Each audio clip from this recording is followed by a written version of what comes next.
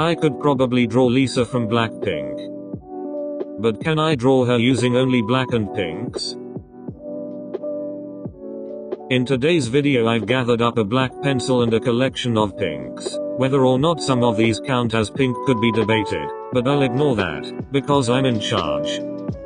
And we're going to see if I can draw a nice on-brand image of Lisa from BlackPink. The biggest problem will be color limitation. I don't have as many pinks as I thought I did, and some of them don't match up well with the colors in the reference image.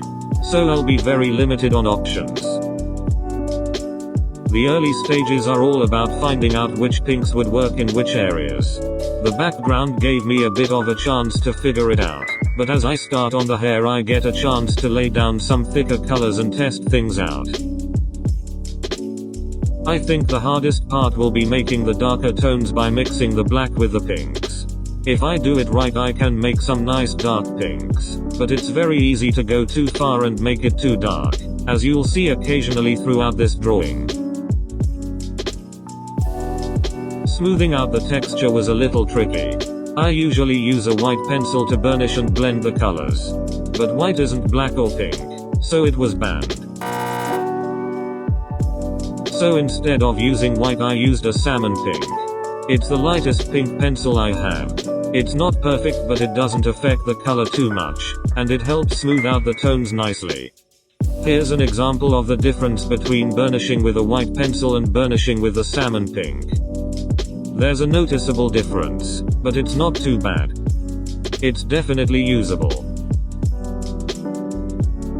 This bit is great for showing how I mixed black with pink to try to get a variety of darker pinks that I didn't quite have pencils for.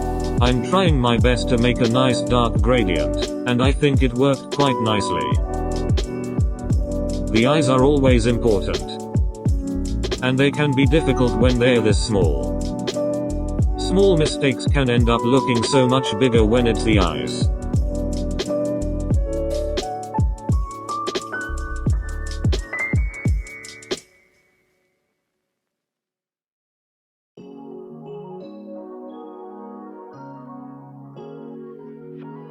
Eyelashes can be tricky as well.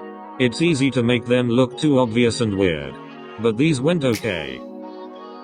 And now we're onto the mouth and cheek. The cheek was simple. I just needed to keep the shading light while making sure I got good coverage so the salmon pink could make it as smooth as I could. The mouth was pretty easy too. The colors on her top lip were nice and vivid and I was able to get some good variation and contrast between the lighter and darker details.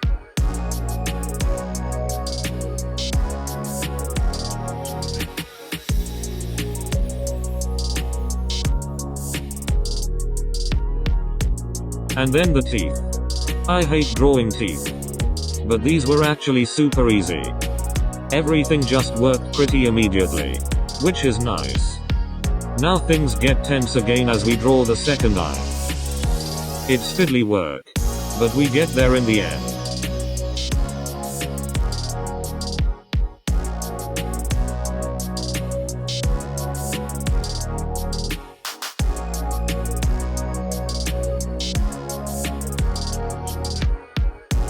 I like the line of color around her face where it joined with the hair. It gives a nice vivid border that frames the face and makes the drawing pop just a little bit more. I found it tough to get a lot of tonal differences in the face. I had to do most of the main bit with one pencil, as the other pinks just didn't give the right color. So I had to get a bunch of tonal differences using just pressure variation.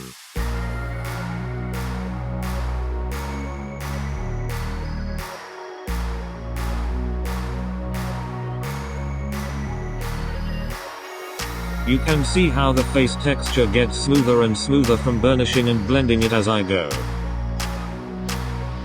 The salmon pink might not have been perfect, but it did a good job and helped me out a lot.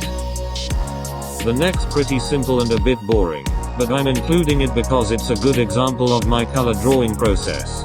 Layers followed by more layers, while making sure the details aren't lost. Then when it's ready, burnish and blend for that nice smooth texture. Back to the hair. This drawing only took up half a page. The details were a bit tricky due to the size. I couldn't get the hair as photorealistic as I usually aim for, but I like the look I got.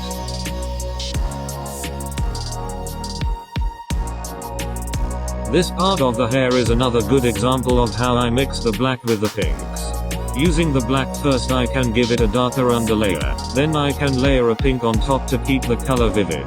And if needed, I can use the black again to give even more darkness. The last bit of the hair is much the same as the previous parts. Trying my best to keep it vivid and as detailed as I can make it. It's a little too dark in places, as you might be able to see here. But it's not too bad. Then finally the last part of the background. And we're finished. So, can I draw Lisa from BlackPink using only black and pink? I think I'd say yes. But what do you think? Anyone who made it this far, thanks for watching, and remember you can like and subscribe to see more art videos in the future.